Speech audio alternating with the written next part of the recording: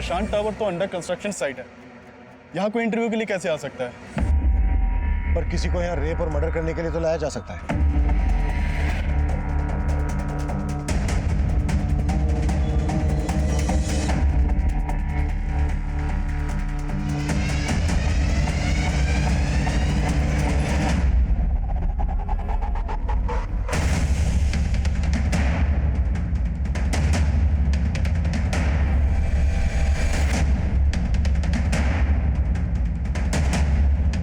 पूरा एरिया बारीकी से चेक करो।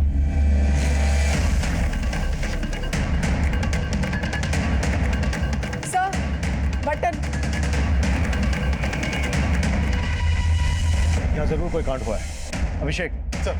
फॉरेंसिक टीम बुलाओ तुरंत और पता करो ये जगह किसकी है और यहाँ किन किन लोगों का आना जाना है। सर। हाँ सर, मैं मानता हूँ कि मैं रश्मि को पसंद करता था, लेकिन ऐसा मैंने कुछ भी नहीं किया है। हम भी मानते हैं कि सबसे पहले तूने हमें आदित्य के बारे में बताया था, लेकिन तूने ये नहीं बताया था कि सिर्फ आदित्य का और रश्मि का ही नहीं, बल्कि तेरा और आदित्य का भी झगड़ा था। नहीं सर, आदित्य से मेरा कोई झगड़ा नहीं था। मैं उस लड़के से सिर्फ रश्मि को प्रोटेक्ट करने की कोशिश करता था। लेकिन अब तुझे हमसे कोई प्रोटेक्ट नहीं कर पाएगा। देख विजय, बोल दे, रश्मि ने वो सुसाइड लेटर क्यों लिखा था और लेटर में लिखे रंजीत, मनोज और चेतन के साथ तेरा क्या कनेक्शन है? चल बोल। भगवान कसम सर, मेरा किसी के साथ कोई कनेक्शन नहीं, लेकिन हाँ, रंजीत नाम के एक आदमी को मैं जानता हूँ, इसे रश्मि भी जानती थी। किसकी बात कर रहे तू? सर, हमारे सैलून के पास में रंजीत की शॉप है। तो उस रंजीत के बारे में तूने हमें पहले क्यों नहीं बताया? क्योंकि सर हम लोग उसे रिंकू नाम से बुलाते थे, लेकिन कल ही मुझे पता चला कि उसका पूरा नाम रंजीत है।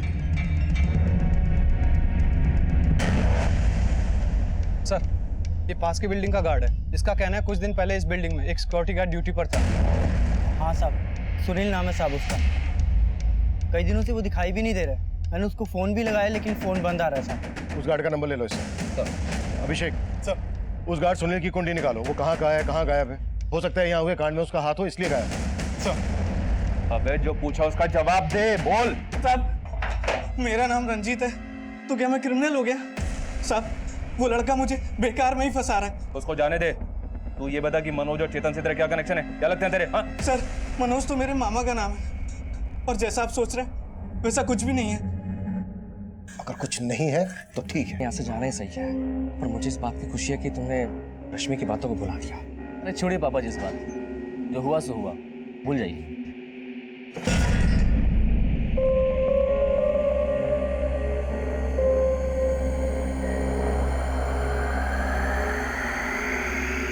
अरे क्या है हा?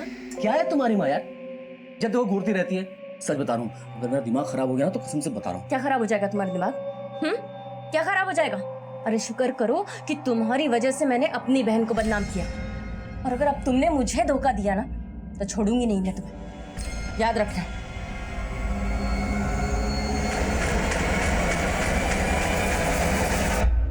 सर, प्रशांत टावर के सिक्योरिटी गार्ड सुनील की फोटो है। सर, सुनील के मोबाइल नंबर के सर्विस प्रोवाइडर से इसका फोटो मिला है। सुनील गोविंदपुरी का रहने वाला, लेकिन इसके घर पे ताला लगा है और पिछले 1 हफ्ते से इसका नंबर भी बंद है। सर, सुनील के कॉल कोड में किसी मनोज, चेतन या रंजीत का नंबर नहीं मिला। ये बिना किसी वजह के तो गायब होगा नहीं। इस सुनील का लुकआउट नोटिस जारी करो और इसका पूरा बैकग्राउंड खंगालो।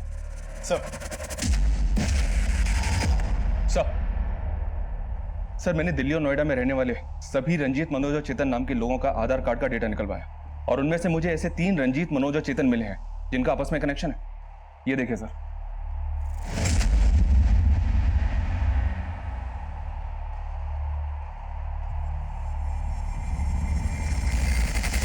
सर, ये तीनों हिस्ट्री शीटर हैं। इन तीनों ने मिलकर रंजीत की बहन के लवर मुकेश का मर्डर किया था, लेकिन सबूत की कमी की वजह से कोर्ट ने इन तीनों को सिर्फ 4 साल की सजा सुनाई थी। 1 साल पहले तक ये तीनों तिहाड़ जेल में थे। पता चला है कि वहां से निकलने के बाद इन तीनों ने अपना खुद का एक गैंग बना लिया।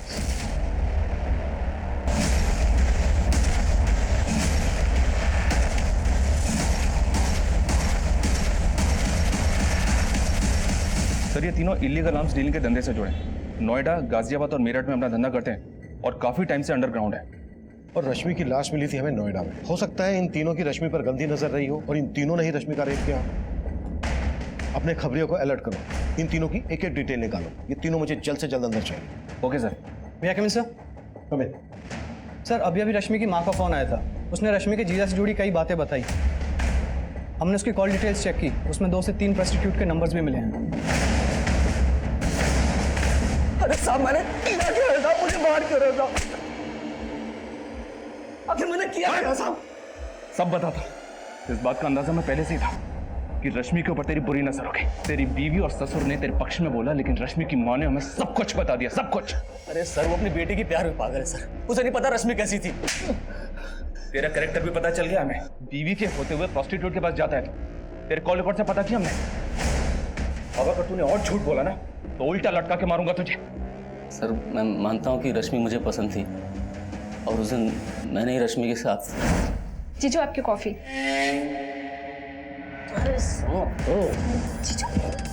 जीजू क्या कर रहे हैं आप? हटिए जीजू, अपनी हद में रहे समझे। साहब मैं डर गया था साहब, मुझे लगा कि इसके पहले रश्मि जाके सुमन को सब कुछ बता दे। मैंने सुमन से जाके झूठ बोल दिया कि रश्मि ने मेरे साथ। इतना ही नहीं, तूने लाजवंती गार्डन पुलिस को यह भी बोला कि रश्मि ने तेरी बीवी की जान लेने की कोशिश की। सर रश्मि ने जानबूझ के धक्का नहीं दिया था, उन दोनों का झगड़ा हुआ था। और उसके बाद रश्मि का रेप हुआ। शायद तूने ही उसे मजबूर किया सुसाइड करने के लिए, या उसका मर्डर किया। अरे सर मैं क्यों करूंगा ऐसा साहब? तो रंजीत, मनोज और चेतन से करवाया तूने? बोल। साहब मैं इन तीनों को जानता तक नहीं। कह रहा हूं कि मैंने कुछ नहीं किया, मुझे जितना पता था मैंने आपको सब कुछ बता दिया। साहब मेरा विश्वास कीजिए। रश्मि का जीजा माधव इस केस का शातिर खिलाड़ी था जो कुछ भी कर सकता था, लेकिन अब तक माधव अपने इस बयान पर अडिग था कि रश्मि की हुई संदिग्ध मौत और रेप में उसका कोई हाथ नहीं है। माधव के अलावा आदित्य और विजय भी हमारी रडार पर थे। वहीं दूसरी तरफ अंडर कंस्ट्रक्शन बिल्डिंग प्रशांत टावर के गार्ड सुनील की भी हमें तलाश थी, और तभी हमें मनोज, रंजीत और चेतन नाम के 3 गुंडों का पता चला, और उन्हें ढूंढने के लिए हमने अपना खबरी नेटवर्क तुरंत एक्टिव कर दिया। क्या ये वही गुंडे थे जिनके बारे में उस खत में लिखा गया था? क्या ये वाकई में रश्मि के गुनहगार थे, या फिर इनके नाम का इस्तेमाल करके कोई बड़ा खेल खेला जा रहा था? ये कुछ ऐसे सवाल थे जो इस केस में उठ रहे थे, और हर मोड़ पर एक नया खुलासा हो रहा था। सर ये रश्मि का ट्यूशन टीचर इकबाल तो बहुत पहुंची चीज निकला। ये एक हाई प्रोफाइल फिल्म है। इसके कॉल रिकॉर्ड्स में कई सारी लड़कियों के नंबर हैं जिन्हें ये एस्कॉर्ट बना के अपने कई सारे क्लाइंट्स के पास भेजता है। बैठ सर आपको जरूर कोई गलतफहमी हुई, ये सब काम मैं नहीं करता हूँ। तू जो करता है ना बेटा, उसके पक्के सबूत जुटा लिए हमने। जो लड़कियां तू तेरे क्लाइंट्स के पास भेजता है ना एस्कॉर्ट बना के, उनके बयान भी लिए हमने। अब बोल, रश्मि को भी इसी धंधे में डाल रखा था ना तूने? नहीं सर, मैंने रश्मि को इस धंधे में नहीं डाला है। लेकिन ये बात सच है कि रश्मि को एस्कॉर्ट बनाने के लिए मैं उसे इंग्लिश की ट्रेनिंग दे रहा था। वो काफ़ी एम्बिशियस थी और दिखने में भी अच्छी थी। तो जब उसने मुझसे इंग्लिश सिखाने के लिए कहा तब मैंने सोचा कि मैं उसे आसानी से ट्रैप कर सकता हूँ। लेकिन सर मैंने रश्मि के साथ कुछ नहीं किया है सर। तूने कहा था कि वो लेटर भी रश्मि ने नहीं लिखा था, लेकिन उस लेटर पे जो हैंडराइटिंग है ना, वो रश्मि के हैंडराइटिंग से मैच करता है। कहीं ऐसा तो नहीं कि इंग्लिश सिखाने के बहाने तूने ही रश्मि से वो लेटर लिखवाया और बाद में उसको? नहीं सर, मैं अभी भी यही कहूंगा कि इतनी अच्छी इंग्लिश में रश्मि लेटर नहीं लिख सकती है, और ना ही मैंने उससे वो लेटर लिखवाया और ना ही मैंने रश्मि के साथ कुछ किया है सर। साहब मेरी बात तो सुनिए। ये इकबाल एस्कॉर्ट सप्लाई का काम करता है। इसका मनोज, रंजीत और चेतन से पक्का कनेक्शन हो, और आई एम श्योर रश्मि को जॉब इंटरव्यू का झांसा देकर इसी ने बुलाया हो, जहां पर मनोज, रंजीत और चेतन ने रश्मि का रेप किया हो। ये इतनी आसानी से नहीं बोलेगा, तभी इससे कुटाई करो इसकी। Okay sir. हाँ अभिषेक, तो प्रशांत टावर के गार्ड सुनील का एक गांव वाला खानपुर में रह सकता है। हो सकता है सुनील वहां मिल जाए। उठा लाओ।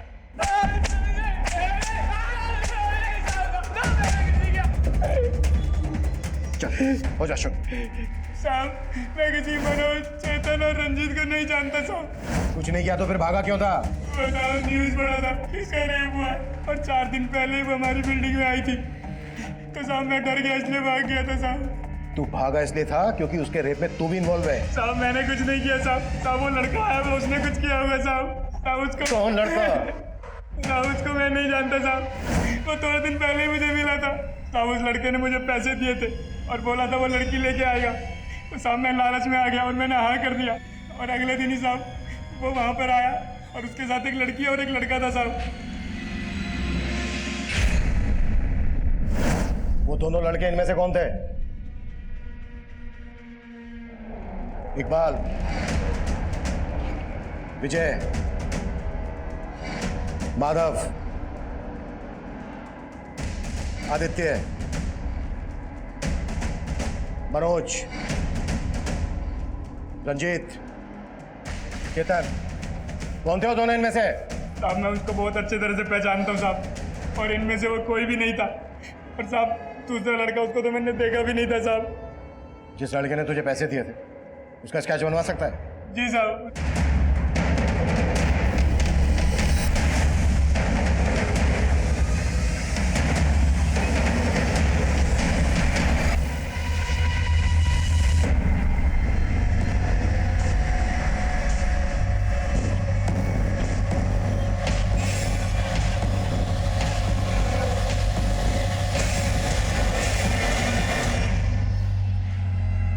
इस केस में एक के बाद एक नया चेहरा सामने आ रहा है। समझ में नहीं आ रहा है कि रश्मि इस आदमी के साथ प्रशांत टावर में गई क्यों।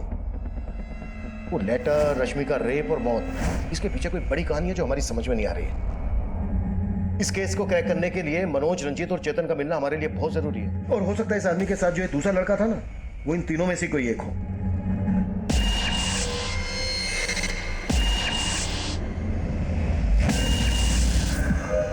बोल भाई, अभी क्या करने का है?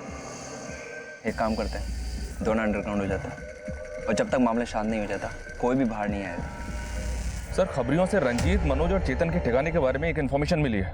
फील्डिंग लगा दो शर्मा, तीनों बचने नहीं चाहिए। ठीक है सर।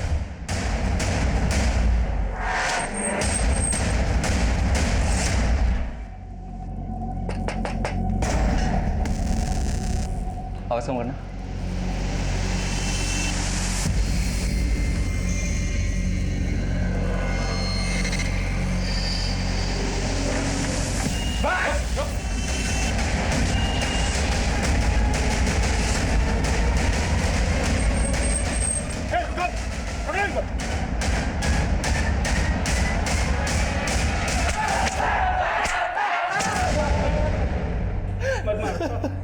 साहब हम मान दे 2 नंबर के काम करते हैं, लेकिन हमने किसी रश्मि को नहीं मारा।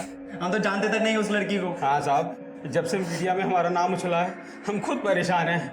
आखिर उस लड़की ने अपने खत में हमारा नाम क्यों लिखा? देखो अब तुम यहां से बाहर नहीं जाने वाले हो, इसलिए जो भी सच है बोल दो। हम कह रहे हैं ना हमने कुछ नहीं किया उस लड़की के साथ। सिर्फ तुम लोगों ने ही नहीं, बल्कि ये भी था तुम लोगों के साथ। कौन है? साहब ये तो मयंक है साहब। तो जानते हो इसको? क्या क्या किया इसके साथ मिलकर? साहब हम इससे क्यों मिलेंगे, ये तो हमारा दुश्मन है। हाँ साहब, इसके साथ तो हमारा 36 का आंकड़ा है। पक्का इसी ने हमारा नाम उछाला होगा इस केस में। जब तक ये सच ना हुए तब ऐसे क्रैक करेंगे। तो इन सबको बहुत ऊपर नीचे किया, लेकिन सबके सब वहीं अटके हुए हैं। सर मैंने इस मयंक की गोली निकाली। ये भी हिस्ट्री शीटर है और ये भी इलीगल आर्म्स लेने के धंधे में है। और ये भी सच है सर कि मयंक इन तीनों का कट्टर दुश्मन है। Police control room. हाँ जी बोलिए।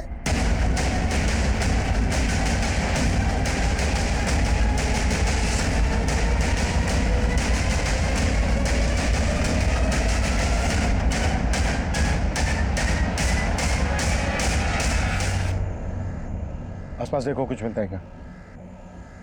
ये वाकई में बहुत बड़ा गेम है। उस गार्ड सुनील ने हमें बताया था कि रश्मि और मयंक के साथ कोई दूसरा लड़का भी था। हो सकता है ये सब उस दूसरे लड़के ने किया, मनोज, रंजीत और चेतन को फंसाने के लिए। पर वो दूसरा लड़का कौन हो सकता है सर? इकबाल, विजय, माधव और आदित्य हमारे सस्पेक्ट हैं।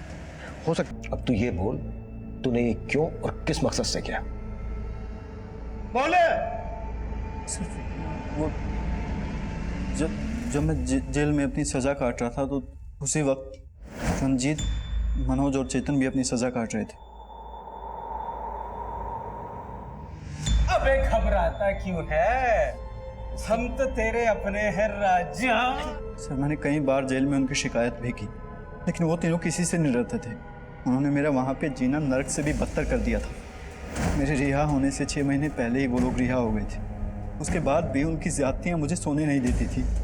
मैं उनसे बदला लेना चाहता था, लेकिन कैसे, ये मेरी समझ में नहीं आ रहा था। तो जब मुझे पता चला कि मयंक नाम के क्रिमिनल के साथ उनका 36 का आंकड़ा है, तो मैं मयंक से मिला। तो उन भूतनी वालों ने तेरा रेपा?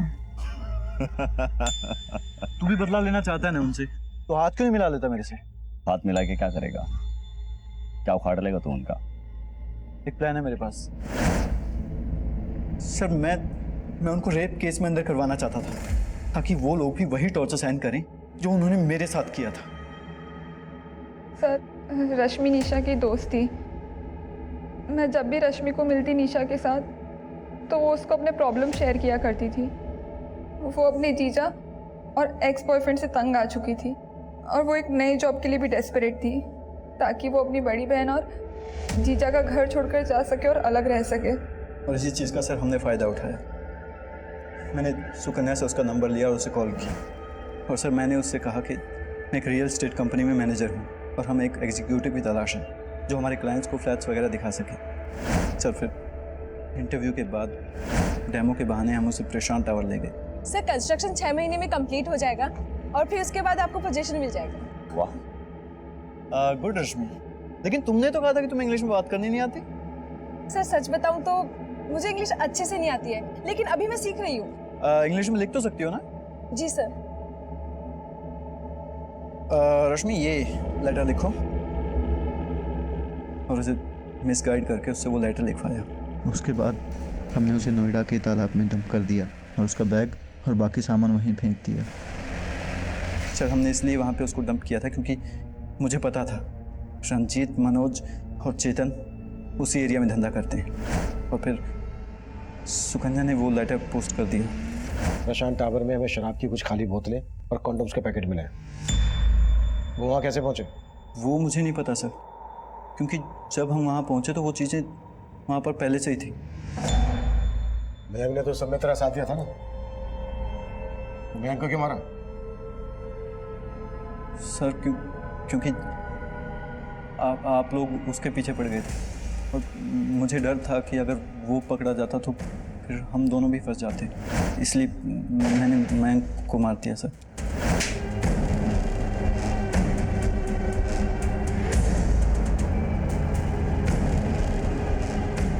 निशा रश्मि की हमदर्द थी।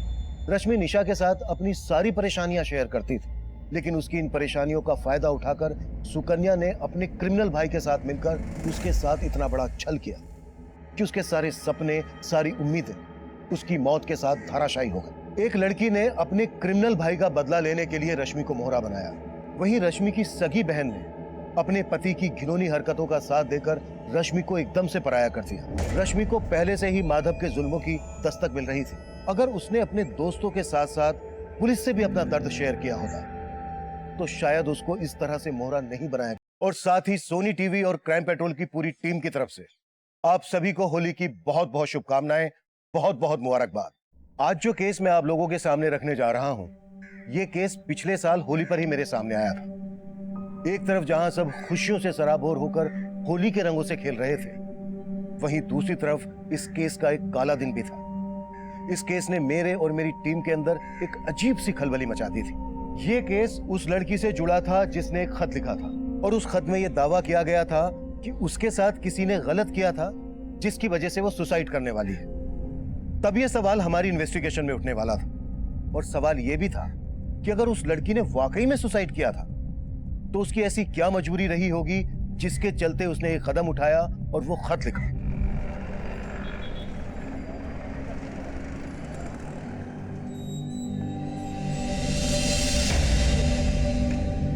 आओ, मैं तो छोड़ देता हूँ, तुम्हारा किराया बच जाएगा। जीजू मुझे जाना है वसंत विहार और आप जाते हो करोल बाग। मुझे ड्रॉप करने गए ना तो आपका 1 लीटर पेट्रोल वेस्ट हो जाएगा। सो अच्छा है कि मैं ऑटो से चली जाऊँ। और देखो ऑटो भी आ गया। ऑटो, अरे ऑटो। जीजू thanks and bye.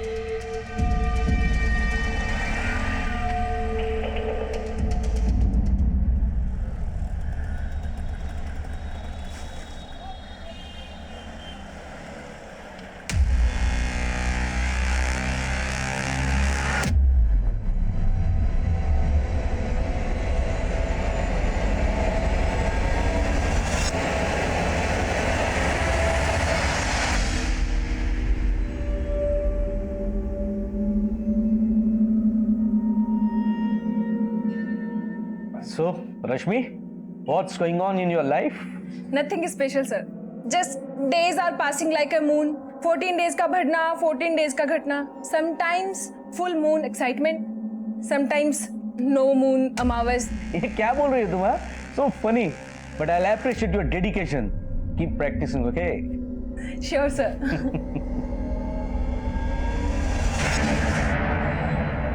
One second, sir. Yeah sure.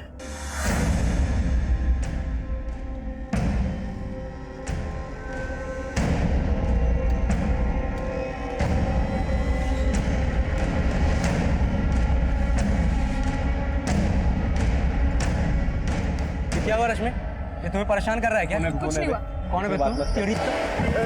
विजय छोड़ो उसे। मैंने कितनी बार तुमसे कहा कि मेरे मामले में टांग मत अड़ाया करो।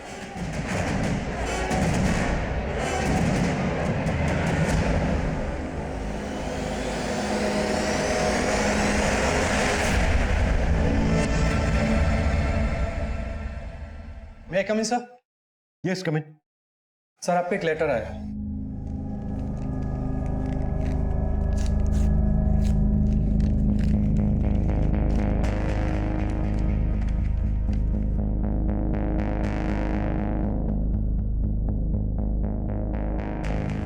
ये लेटर रश्मि नाम की एक लड़की ने लिखा है. वो लिखा है कि जब हम ये लेटर पढ़ रहे होंगे तो वो सुसाइड कर चुकी हो. इस सुसाइड के लिए उसने 3 लोगों को जिम्मेदार ठहराया है: रंजीत सिंह, मनोज कांत सिन्हा और चेतन कटारे. देखिए सर, एक बात है, रश्मि ने इस लेटर में इन 3 लोगों को अपनी मौत का जिम्मेदार बताया, पर उसने ये नहीं लिखा है कि इन तीनों ने उसके साथ किया क्या. और हैरानी की बात यह है कि इस लड़की ने अपना एड्रेस लाजवंती गार्डन का लिखा है. अगर ये वहां की रहने वाली है तो फिर इसने ये लेटर यहाँ वसंत विहार थाने में क्यों भेजा? शर्मा, एक काम करो, लाजवंती गार्डन पुलिस को कांटेक्ट करो और पता करो कि वहां पर रश्मि नाम की किसी लड़की का सुसाइडल केस आया है क्या. Right sir.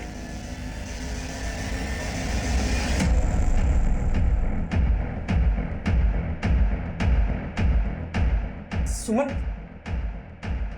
पापा तो ठीक तो है ना?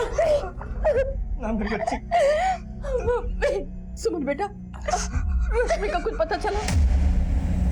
अरे भाड़ में गई रश्मि. उसने इतना सब कुछ किया और तू सुमन का हालचाल पूछने के बजाय रश्मि रश्मि कर रही है. दामाद जी, रश्मि की हरकत की वजह से हम बेहद शर्मिंदा है. माफी मांगते हैं आपसे. आप ऐसी बात कर रहे हैं? आप उसके लिए आप माफी क्यों मांग रहे हैं? उसने जो कुछ किया गलत किया, एकदम गलत किया. तो भगवान का शुक्र है कि सुमन को कुछ नहीं हुआ, वो सही सलामत है.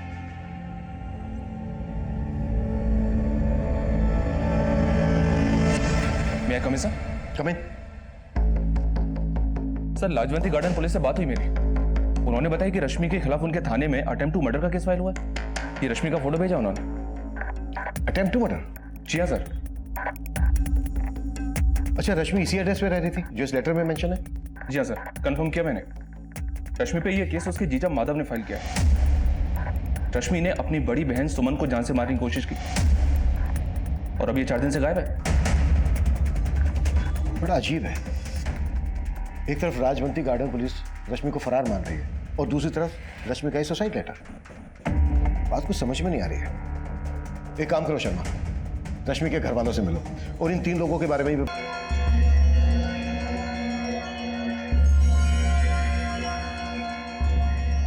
अरे क्या जीजू, आप भी टीवी के साथ सर क्यों खपा रहे हैं? चलिए ना, कुछ बातें करते हैं. रश्मि, रिमोट दो. नहीं, तो रिमोट दो ना रश्मि.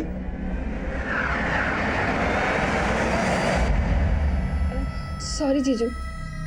ओके.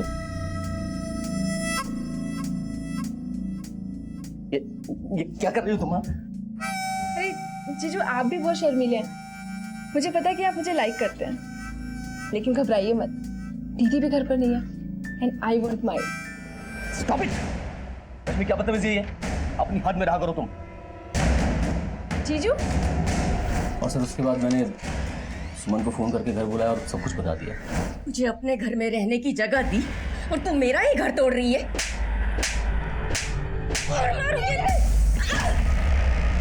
सुमन, सुमन, तुम आगे बोलो. सुमन, सुमन. एक्चुअली उसे सुमन की बिल्कुल पड़ी नहीं थी और उस घटना के बाद वो घर भी वापस नहीं आई. मैं तो पुलिस में कंप्लेन नहीं करना चाहता था, लेकिन जब सुमन को लेकर हॉस्पिटल गया तो वहाँ इसका केस देकर उन्हें खुद ही पुलिस को बुला लिया। उसके बाद मालूम पड़ा सर वो फोन बंद करके गायब हो गई। सर वो लड़की सुसाइड करने वालों में से नहीं है, वो शायद डर गई है। और ये लेटर आपको लिखकर पता नहीं क्या साबित करना चाहती है।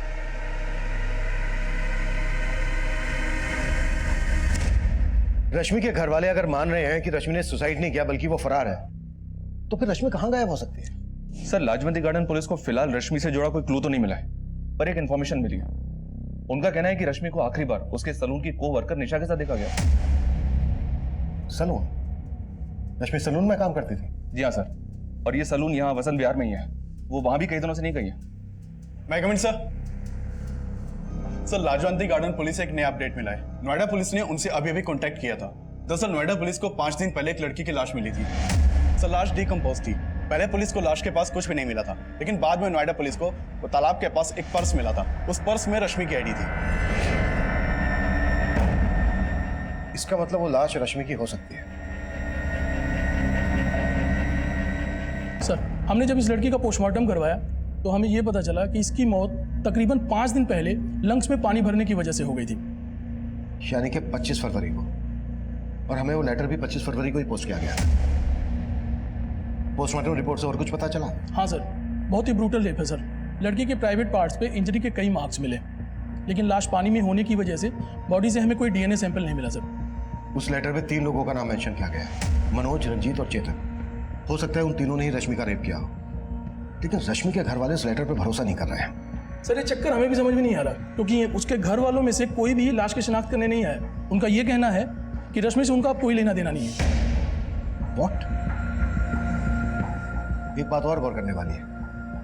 रश्मि रहती थी लाजवंती गार्डन में, उसका ऑफिस था वसंत विहार में, और उसकी लाश मिली नोएडा में, जबकि उसने लेटर पोस्ट किया वसंत विहार थाने में। इसका मतलब यह है कि रश्मि ने यह तो डिसाइड कर लिया था कि उसे सुसाइड करना है, लेकिन रश्मि सुसाइड करने यहां नोएडा क्यों आएगी? रश्मि का वो खत, रश्मि के साथ हुई दरिंदगी और उसकी संदिग्ध मौत के कई राज छुपाए हुए थे। मीडिया ने भी इस केस को काफी सनसनीखेज बना दिया था, क्योंकि रश्मि का रेप हुआ था और रेप जैसी दुखद घटनाएं हमारे देश और समाज में हमेशा एक संजीदा मुद्दा रहा है। आज के वक्त में रेप जैसे घिनौने अपराध आए दिन हो रहे हैं और पुलिस को अब फिर उस लेटर की सच्चाई पे शक है। पुलिस कश्मकश में है कि नोएडा में मिली लड़की की लाश वाकई रश्मि की थी या किसी और की। पुलिस को कुछ समझ में नहीं आ रहा। भले ही रश्मि के घर वालों ने उस पर अटेम्प्ट टू मर्डर का चार्ज लगाया हो, लेकिन पुलिस को उस लेटर पर ध्यान देना होगा, क्योंकि ये मुद्दा रेप जैसे घिनौने अपराध से जुड़ा है। मीडिया जो सवाल उठा रहा था, हमने उनके उन सवालों के जवाब उन्हें दे दिए थे। बायोमेट्रिक टेस्ट से यह साफ हो गया था कि वो लाश रश्मि की ही थी, और उस खत में जो हैंडराइटिंग थी उसको रश्मि की हैंडराइटिंग से मैच करवाकर हमने ये भी कंफर्म कर लिया था कि वो खत रश्मि ने ही लिखा था। पर रश्मि के खत में 3 नाम थे, मनोज, रंजीत और चेतन, जिन्हें रश्मि ने अपना गुनहगार बताया था। लेकिन रश्मि की बदहाल और संदिग्ध मौत के लिए सिर्फ ये 3 नहीं, कई और लोग भी जिम्मेदार थे। अब यह केस पूरी तरह से हमें सौंप दिया गया और हम रश्मि से जुड़े हर इंसान से मिलकर मनोज, रंजीत, चेतन सहित उसकी जिंदगी के हर खलनायक को खोज रहे थे।